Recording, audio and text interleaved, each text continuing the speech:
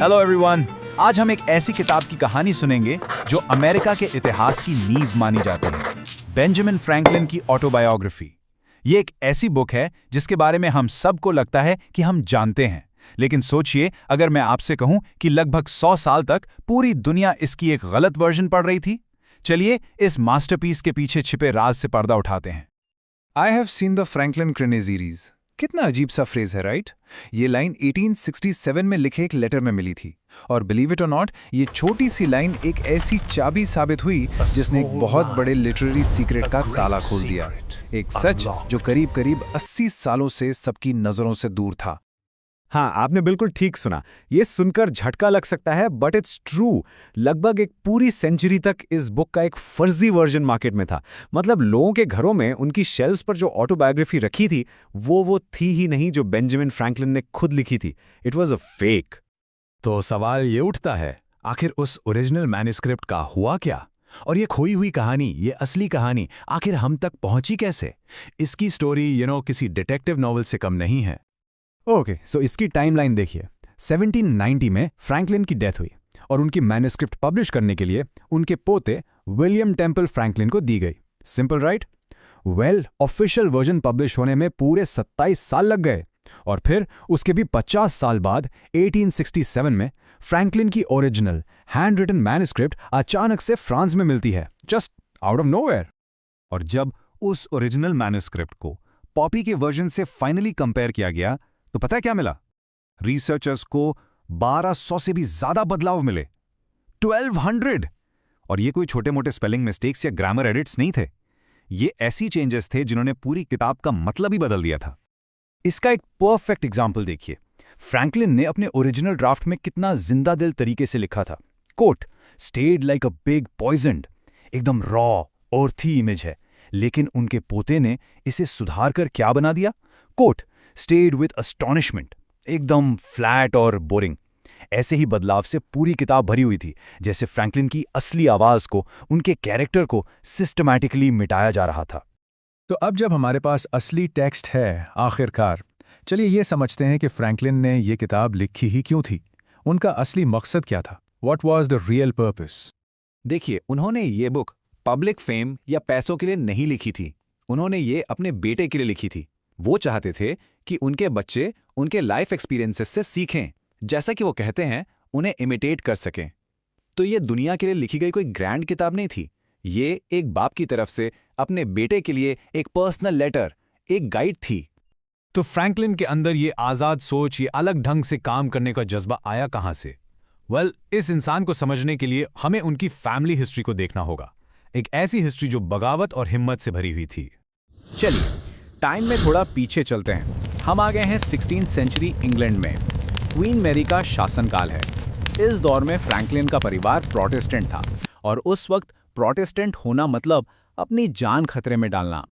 अपने विश्वास को जिंदा रखने के लिए उन्होंने एक कमाल का तरीका निकाला था। वो अपने इंग्लिश बाइबल को टेप से एक स्टूल के नीचे बांध देते। जब पढ़ना होता तो स्टूल को उल्टा करके अपने घुटनों पर रख लेते और एक बच्चे को दरवाजे पर पहरे के लिए खड़ा कर देते। जैसे ही कोई ऑफिसर आता दिखता, बच्चा इशारा करता, स्टूल फट से सीधा हो जाता और बाइबल सबकी नजरों के सामने होते हुए भी छिप जाती। Amazing, right? और यही बगावत का, आज़ादी का जज्बा उनकी रगों में दौड़ता था। और यही वजह थी कि बेंजामिन फ्रैंकलिन के पिता जोसाया ने आखिरकार इंग्लैंड छोड़ दिया और अमेरिका आ गए, ताकि वो बिना किसी डर के आज़ादी से अपने धर्म को मान सकें। तो अब हम आते हैं बॉस्टन, जहां फ्रैंकलिन का बचपन गुजरा, और उनके परिवार को बड़ा कहना शायद एक अंडरस्टेटमेंट होगा। बेंजामिन फ्रैंकलिन के पिता के कुल 17 बच्चे थे। यस, 17, 2 शादियों से। बेंजामिन उनमें सबसे छोटे बेटे थे। जस्ट इमेजिन कीजिए उस घर का माहौल, कितना शोर, कितना केओस और कितना कंपटीशन रहा होगा। अब उनके फादर का प्लान तो ये था कि बेन, जो पढ़ाई में काफी होशियार थे, चर्च की सर्विस में जाएंगे। लेकिन इतनी बड़ी फैमिली में कॉलेज की फीस भरना, वो लगभग नामुमकिन था। तो असलियत काफी अलग थी। सिर्फ 10 साल की उम्र में बेंजामिन को स्कूल से निकालना पड़ा। तो उनका नया काम क्या था? अपने पिता के बिजनेस में मदद करना, यानी मोमबत्ती और साबुन बनाना। सोचो, उबलती हुई चर्बी और केमिकल की बदबू, ये एक बहुत ही गंदा और अनप्लेजेंट काम था, और छोटे से बेन को इससे सख्त नफरत थी। लेकिन बेन उस बदबू और अंधेरे कमरे के लिए नहीं बने थे। बचपन से ही उनके सपने और उनके एम्बिशंस कहीं और थे। तो आखिर ये छोटा लड़का जिसे अपने काम से नफरत थी, सच में करना क्या चाहता था? यंग फ्रैंकलिन का कैरेक्टर शुरू से ही बिल्कुल साफ था। उसे फैमिली बिजनेस से नफरत थी। उसका दिल समुंदर की तरफ खींचता था। वो एक जबरदस्त स्विमर और बोट मैनेजर बन गया। अपने दोस्तों के बीच वो एक नेचुरल लीडर था। और हाँ, कभी कभी वो अपने दोस्तों को मुश्किलों में भी डाल देता था। तो ये थी शुरुआत। एक लड़का जिसे अपने काम से नफरत थी, जो समुंदर के सपने देखता था और जो अपने दोस्तों का बेबाक लीडर था। उसकी ये अनोखी और ऐतिहासिक जर्नी अभी तो बस शुरू हो रही थी। नमस्ते दोस्तों, बेंजामिन फ्रैंकलिन की लाइफ की incredible story the autobiography of Benjamin Franklin के पार्ट 2 में आपका स्वागत है। पिछले पार्ट में हमने उनके बचपन की शुरुआत देखी थी, तो अब चलिए उनके लाइफ के सबसे ड्रामेटिक और लाइफ चेंजिंग फेज में एंटर करते हैं। तो सवाल यही है कि एक 17 साल का लड़का जो घर से भाग गया हो, आखिर दुनिया कैसे बदल सकता है? काफी बड़ा सवाल है, राइट? ये कहानी फ्रैंकलिन के उन्हीं रिबेलियस टीनेज सालों की है जब उन्होंने आजादी के लिए सब कुछ दांव पर लगा दिया था। चलिए शुरू करते हैं। फ्रैंकलिन की शुरुआती लाइफ का जो सबसे बड़ा कॉन्फ्लिक्ट था वो उनके अपने ही बड़े भाई जेम्स के साथ था। जेम्स एक प्रिंटर थे और बेंजामिन उनके अंडर एक अप्रेंटिस, और यहीं से बॉस्टन के उस प्रिंटिंग प्रेस में उनके इस कॉम्प्लेक्स मास्टर अप्रेंटिस रिश्ते की शुरुआत हुई। उनके बीच का प्रॉब्लम एक फंडामेंटल मिसअंडरस्टैंडिंग था।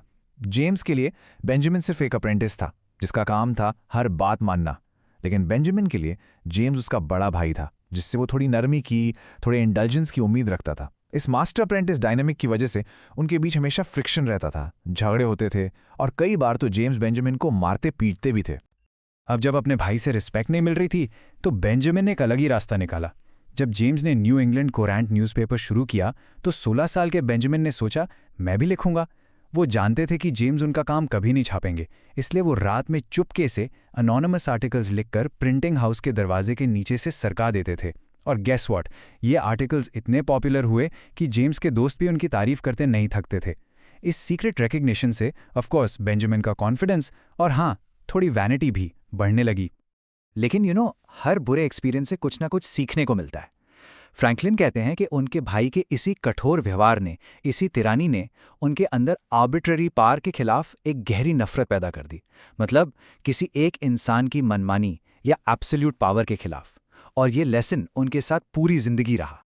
अब रोज रोज की इन लड़ाइयों से फ्रैंकलिन बिल्कुल परेशान हो चुके थे, और फिर एक लीगल लूपहोल की वजह से उनके अप्रेंटिसशिप पेपर्स कैंसिल हो गए। तो 17 साल के फ्रैंकलिन ने एक बहुत बड़ा बोल्ड डिसीजन लिया। वो भाग जाएंगे। ये 300 माइल्स का सफर उनकी आजादी के लिए एक गैम्बल था। उनका सफर बिल्कुल आसान नहीं था। बॉस्टन में अपनी कुछ किताबें बेचकर थोड़े पैसे जमा किए और चुपके से एक जहाज पर चढ़ गए। 3 दिन बाद न्यूयॉर्क पहुंचे, पर वहां कोई काम नहीं मिला। फिर अम्बॉय तक एक तूफानी समुंदर में 30 घंटे का सफर किया, पूरी तरह भीगे हुए, फीवरिश। वहां से 50 मील तक बारिश में पैदल चले, जहां लोगों को लगा कि वो कोई भागे हुए नौकर हैं। और आखिर में पूरी रात नाव चलाकर थके हारे भीगे हुए वो फिलाडेल्फिया पहुंचे। फिलाडेल्फिया में उनकी एंट्री किसी हीरो की तरह तो बिल्कुल नहीं थी। सोच के देखिए, गंदे कपड़े, जेब में कुछ शर्ट्स और सॉक्स धसी हुई हैं, बहुत भूखे हैं और बिल्कुल अकेले। यहीं से उनकी लाइफ का एक सबसे फेमस किस्सा शुरू होता है। जस्ट इमेजिन, इतने लंबे और मुश्किल सफर के बाद बेंजामिन फ्रैंकलिन के पास बचा क्या था? सिर्फ एक डच डॉलर और थोड़े से कॉपर कॉइन्स। बस इतनी सी पूंजी थी उनके पास एक नए शहर में एक नई जिंदगी शुरू करने के लिए। तो अपने उन आखिरी पैसों से उन्होंने 3 बड़े फूले हुए रोल्स खरीदे। एक रोल खाते हुए और 2 अपनी बगल में दबाए वो मार्केट स्ट्रीट पर चलने लगे। और अजीब बात यह है कि उसी वक्त उनकी फ्यूचर वाइफ डेब्रा रीड ने उन्हें इस हालत में देखा और सोचा, ये कैसा अजीबोगरीब रिडिकुलस लड़का है। बाद में उन्होंने अपने 2 एक्स्ट्रा रोल्स एक जरूरतमंद औरत और उसके बच्चे को दे दिए और फिर एक क्विकर मीटिंग हाउस में जाकर थक के सो गए। ये था उनका फिलाडेल्फिया में पहला दिन। देखिए, यहां पर असली फ्रैंकलिन दिखता है। हालात कैसे भी हों, अकेले हों, पैसे ना हों, पर उनका मिशन क्लियर था, सेल्फ इंप्रूवमेंट। पैसा बचाने के लिए वो वेजिटेरियन बन गए। बचे हुए पैसों से किताबें खरीदते थे। लंच ब्रेक में खाना नहीं, पढ़ाई करते थे। अपनी राइटिंग स्किल्स को परफेक्ट करने के लिए वो फेमस एसेज को बार बार अपने शब्दों में लिखते। उन्होंने खुद से अरिथमेटिक सीखा और बहस करने का सोक्रेटिक मेथड अपनाया। उनका डेडिकेशन कमाल का था। फ्रैंकलिन की लाइफ का ये डेडिकेशन हमें सबसे बड़ा लेसन सिखाता है। लर्निंग कभी नहीं रुकनी चाहिए, नो मैटर व्हाट। अगर आप भी अपनी लर्निंग जर्नी को फ्रैंकलिन की तरह जारी रखना चाहते हैं तो अभी लर्न इजी प्रेप को सब्सक्राइब करें और हाँ, इस वीडियो को लाइक करना ना भूलें। कहानी में अब एक बड़ा ट्विस्ट आता है। जब लग रहा था कि सब मुश्किल है, तभी पेंसिल्वेनिया के गवर्नर सर विलियम कीथ इस नौजवान प्रिंटर में अचानक से दिलचस्पी लेने लगते हैं। फ्रैंकलिन को लगा कि शायद अब उनकी किस्मत बदलने वाली है। गवर्नर कीथ फ्रैंकलिन की इंटेलिजेंस से इतने इंप्रेस हुए कि उन्होंने सीधा उन्हें खुद का प्रिंटिंग प्रेस खोलने का प्रपोजल दे दिया। उन्होंने वादा किया कि सारा सरकारी काम फ्रैंकलिन को देंगे और प्रेस के सामान के लिए लंदन से लेटर ऑफ क्रेडिट भी भेजेंगे। यहाँ तक कि उन्होंने फ्रैंकलिन से कहा कि वो खुद लंदन जाकर सबसे अच्छा इक्विपमेंट सिलेक्ट करें। एक गरीब भगौड़े अप्रेंटिस के लिए ये किसी सपने के सच होने जैसा था। तो फ्रैंकलिन गवर्नर पर भरोसा करके लंदन के लिए जहाज पर सवार हो जाते हैं। वो उम्मीद कर रहे थे कि उनके लेटर्स ऑफ क्रेडिट वहां मिल जाएंगे, लेकिन वो लेटर्स कभी नहीं आए। गवर्नर कीथ ने अपना एक भी वादा पूरा नहीं किया। फ्रैंकलिन अपनी ऑटोबायोग्राफी में अपनी जिंदगी की बड़ी गलतियों को एराटा कहते हैं। ये प्रिंटिंग की दुनिया का एक शब्द है जिसका मतलब होता है गलती या एरर। और गवर्नर कीथ पर भरोसा करना वो अपनी जिंदगी की पहली बड़ी एराता मानते थे।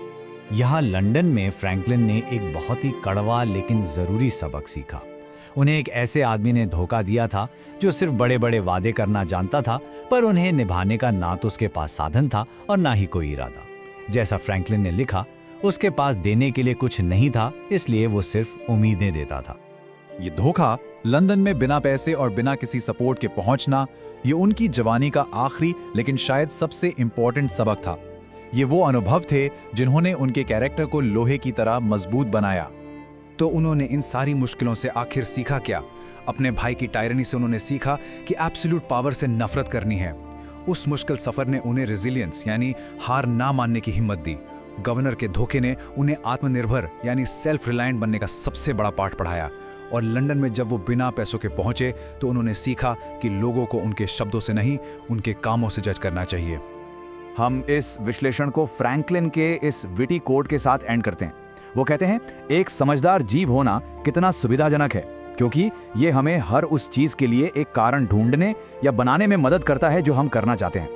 ये कोट ह्यूमन नेचर की उनकी गहरी समझ को दिखाता है, एक ऐसी समझ जो उन्होंने इन कठिन अनुभवों से ही हासिल की थी। देखने के लिए शुक्रिया। वेलकम बैक दोस्तों। तो आज हम लोग बेंजामिन फ्रैंकलिन की लाइफ के एक बहुत ही इंपॉर्टेंट चैप्टर में डाइव करने वाले हैं। एक ऐसा चैप्टर जो उन्हें एक लापरवाह नौजवान से एक सुपर डिसिप्लिन्ड एंटरप्रेन्योर बना देता है। सच में ये उनके जबरदस्त ट्रांसफॉर्मेशन की कहानी है। तो ये जो लाइन आप देख रहे हैं ना स्क्रीन पर, व्हाटएवर इज राइट, काफी कंट्रोवर्शियल है। ये एक पैम्पलेट से ली गई है जो उन्होंने लंदन में लिखा था।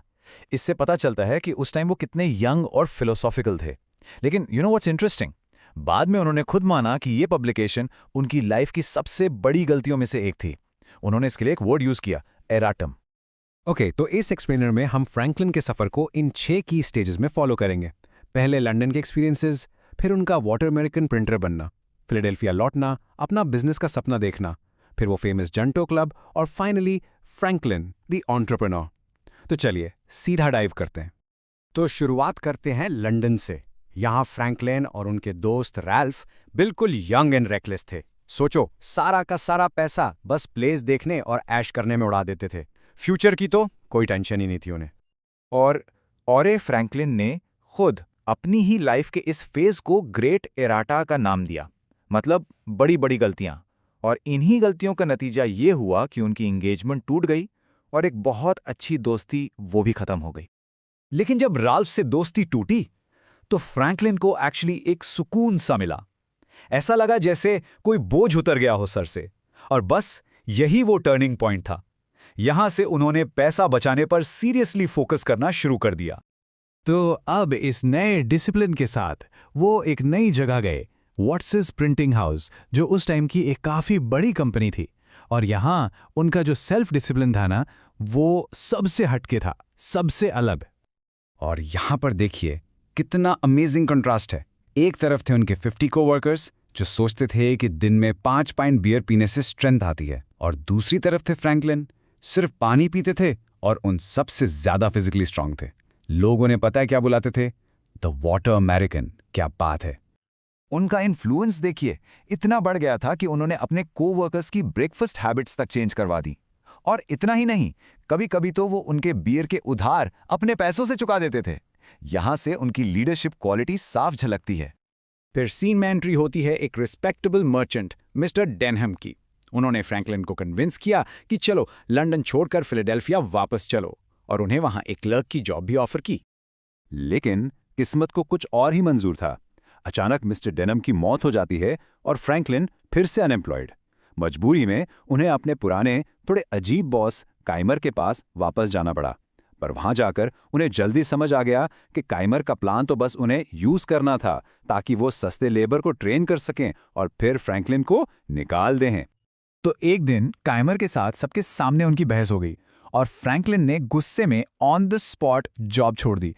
बट यू नो व्हाट, यही मोमेंट उनकी लाइफ का एक सबसे बड़ा टर्निंग पॉइंट बन गया। ठीक उसी टाइम उनका एक कोवर्कर ह्यू मेरेडिथ उनके पास एक सीक्रेट प्रपोजल लेकर आया। उसने कहा, देखो, मेरे फादर बिजनेस के लिए पैसा लगाएंगे और तुम्हारा इन्वेस्टमेंट होगा तुम्हारा स्किल, और जो भी प्रॉफिट होगा उसे हम इक्वली शेयर करेंगे। एकदम परफेक्ट प्लान था। तो जब तक उनकी नई प्रिंटिंग प्रेस आ रही थी, फ्रैंकलिन खाली नहीं बैठे। उन्होंने अपनी फ्यूचर सक्सेस के लिए एक और फाउंडेशन रखी। उन्होंने एम्बिशियस यंग मेन के लिए एक क्लब शुरू किया। इस क्लब का नाम था द जुंटो। बेसिकली एक ऐसी जगह थी जहां हर फ्राइडे शाम को मेंबर्स मिलते थे और मॉरल्स, पॉलिटिक्स, नेचुरल फिलॉसफी जैसे बड़े बड़े टॉपिक्स पर डिबेट करते थे। मकसद म्यूचुअल इंप्रूवमेंट, एक दूसरे को बेहतर बनाना। और इस क्लब के मेंबर्स देखिए, अलग अलग प्रोफेशन से थे। स्क्रिबनर्स, मैथमेटिशियंस, सर्वेयर्स। इससे एक बहुत ही पावरफुल नेटवर्क बन गया। वैसे अगर आप भी ऐसी ही एक लर्निंग कम्युनिटी का हिस्सा बनना चाहते हैं जो म्यूचुअल इंप्रूवमेंट पर फोकस करती हो, तो लर्न इजी प्रेप को जरूर सब्सक्राइब करें। और हाँ, इस वीडियो को लाइक करना मत भूलिएगा। तो आखिरकार फ्रैंकलिन और मेरेडिथ ने अपना नया प्रिंटिंग हाउस शुरू कर ही दिया, लेकिन शुरुआत में ही एक बहुत बड़ा फाइनेंशियल क्राइसिस आ गया। एक ऐसा क्राइसिस जो उन्हें बर्बाद कर सकता था। तो हुआ ये कि मेरेडिथ के फादर प्रेस के लिए जो फाइनल 100 पाउंड्स देने थे वो नहीं दे पाए, और इसका नतीजा, जिस मर्चेंट से प्रेस ली थी उसने सीधा उन दोनों पर केस कर दिया। अब मेरिडिथ जो थे वो एक तो अच्छे प्रिंटर नहीं थे और ऊपर से अक्सर नशे में रहते थे। तो उन्होंने फ्रैंकलिन को एक ऑफर दिया। उन्होंने कहा, तुम सारा कर्ज अपने ऊपर ले लो, मुझे थोड़ा सा सेटलमेंट दे दो और मैं ये बिजनेस छोड़कर चला जाऊंगा। तो फ्रैंकलिन ने क्या किया? वो अपने जुंटो क्लब के दोस्तों के पास गए, उनसे मदद मांगी, पैसे उधार लिए और 1729 में बेंजामिन फ्रैंकलिन उस प्रिंटिंग हाउस के सोल प्रोप्राइटर यानी अकेले मालिक बन गए। और बस इसके बाद उन्होंने पीछे मुड़कर नहीं देखा। उन्होंने तेजी से एक डूबते हुए न्यूज़पेपर को खरीदा और उसे सक्सेस बनाया। अपनी राइटिंग से पब्लिक पॉलिसी तक को इन्फ्लुएंस किया और बड़े बड़े प्रॉफिटेबल गवर्नमेंट कॉन्ट्रैक्ट्स भी हासिल किए। So the crucial point is, उनका वर्क एथिक लेजेंडरी हो गया। पूरे शहर में मिसाल दी जाती थी। डॉक्टर बेयर जैसे लोग कहते थे, मैं जब क्लब से घर जाता हूं तब भी फ्रैंकलिन काम कर रहा होता है और सुबह मेरे पड़ोसियों के उठने से पहले ही वो फिर से काम पर होता है। अनबिलीवेबल। और धीरे धीरे उन्होंने अपने बिजनेस का सारा कर्ज चुका दिया, यहां तक कि वो पुराना पर्सनल लोन भी जो मिस्टर वर्नन से लिया था। तो इस तरह उन्होंने अपनी पिछली फाइनेंशियल और मॉरल दोनों तरह की इराटा को यानी गलतियों को आखिरकार करेक्ट कर लिया। तो देखिए, फ्रैंकलिन का ये सफर लंदन की गलतियों से फिलाडेल्फिया की सक्सेस तक हमें एक बहुत ही पावरफुल लेसन सिखाता है कि अपनी गलतियों को एक्सेप्ट करना और फिर उन्हें आराम से नहीं बल्कि रिलेंटलेस हार्डवर्क से ठीक करना, यही सक्सेस की असली फाउंडेशन है। पिछले पार्ट में हमने उनकी लाइफ स्टोरी को जाना, लेकिन आज हम उससे भी आगे बढ़ेंगे। आज हम उनकी सक्सेस के पीछे छुपे सीक्रेट को डिकोड करेंगे, उनके सिस्टम्स। ये वो इंजन था जिसने उनकी हर अचीवमेंट को फ्यूल किया। तो शुरुआत करते हैं फ्रैंकलिन की एक बड़ी ही पावरफुल लाइन से। वो लिखते हैं, "Thus I corrected that great erratum", यानी इस तरह मैंने अपनी उस बहुत बड़ी गलती को सुधारा। अब ये ग्रेट एराटम आखिर थी क्या? उनकी लाइफ की ऐसी कौन सी बड़ी भूल थी? और इससे भी इंपॉर्टेंट, उसे ठीक करने के लिए उन्होंने क्या कोई सिस्टम बनाया? चलिए इस पजल को सॉल्व करते हैं। देखिए, फ्रैंकलिन का जो पहला सिस्टम था वो किसी बिजनेस या इन्वेंशन के लिए नहीं था। नहीं, वो था कुछ बहुत ही फंडामेंटल, अपनी पर्सनल लाइफ के लिए एक सॉलिड, एक मजबूत फाउंडेशन बनाने के लिए।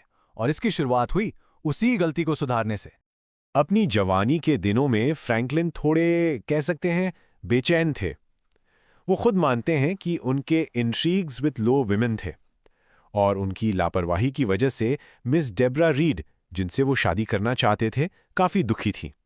फ्रैंकलिन को ये एहसास हुआ कि इस सिचुएशन के लिए वो भी जिम्मेदार है। तो उन्होंने एक बहुत ही सिस्टमैटिक डिसीजन लिया।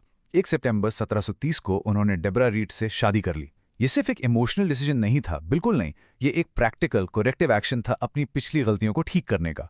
और इसी शादी ने उनकी लाइफ को वो स्टेबिलिटी दी, वो फाउंडेशन दी जिसकी उन्हें सख्त ज़रूरत थी। ठीक है, तो पर्सनल लाइफ को सिस्टमाइज करने के बाद फ्रैंकलिन ने अपना फोकस कम्युनिटी की तरफ शिफ्ट किया।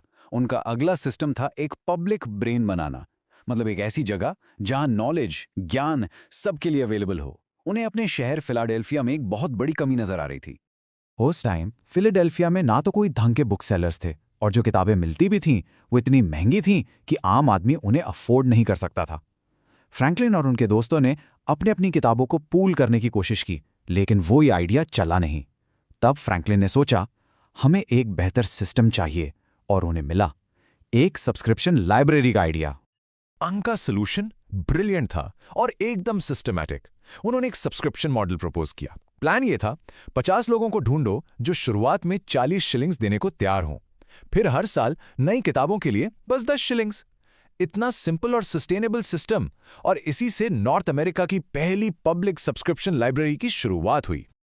और पता है, इस प्रोजेक्ट से उनकी लीडरशिप का एक कमाल का लेसन सामने आता है। फ्रैंकलिन ने जानबूझकर क्रेडिट नहीं लिया। उन्होंने खुद को पीछे रखा और कहा कि ये तो कुछ दोस्तों का स्कीम है। वो एक बहुत बड़ी बात जानते थे, अगर आप चाहते हैं कि आपका आइडिया सक्सेसफुल हो तो प्रोजेक्ट को हमेशा अपने ईगो से ऊपर रखना पड़ता है। ओके, अब हम आते हैं फ्रैंकलिन के सबसे एम्बिशियस सिस्टम पर। एक ऐसा प्रोजेक्ट जिसका गोल था खुद को इंजीनियर करना, एक बेहतर इंसान बनाना, जिसे उन्होंने नाम दिया the project for moral perfection. Franklin ने खुद इसे एक बोल्ड एंड आर्डुअस प्रोजेक्ट कहा, यानी एक हिम्मत वाला और बेहद मुश्किल काम। उनका गोल क्या था? ऐसी जिंदगी जीना जिसमें वो कभी भी कोई भी गलती ना करे। जरा सोचिए इस एम्बिशन के बारे में। पर उन्हें जल्दी ही रियलाइज हो गया कि सिर्फ ये जानना कि क्या सही है और क्या गलत काफी नहीं है। असली चैलेंज तो बुरी आदतों को तोड़ने और अच्छी आदतों को बनाने का है। इसके लिए सिर्फ विल पावर से काम नहीं चलेगा, एक प्रॉपर मेथड, एक सिस्टम चाहिए ही चाहिए। तो उन्होंने एक सिस्टम डिजाइन किया अपनी लाइफ के लिए, एक पूरा ऑपरेटिंग सिस्टम, जिसे आज हम द 13 वर्च्यूज मेथड के नाम से जानते हैं। आइए इस सिस्टम को डीकंस्ट्रक्ट करते हैं और देखते हैं कि ये काम कैसे करता था। 13। आखिर यह नंबर फ्रैंकलिन की लाइफ के लिए इतना इंपॉर्टेंट क्यों बन गया? क्योंकि उन्होंने इस बड़े ओवरवेलमिंग प्रोजेक्ट को मॉरल परफेक्शन 13 छोटे मैनेजेबल हिस्सों में, यानी 13 वर्च्यूज में तोड़ दिया। और ये हैं वो 13 गुण।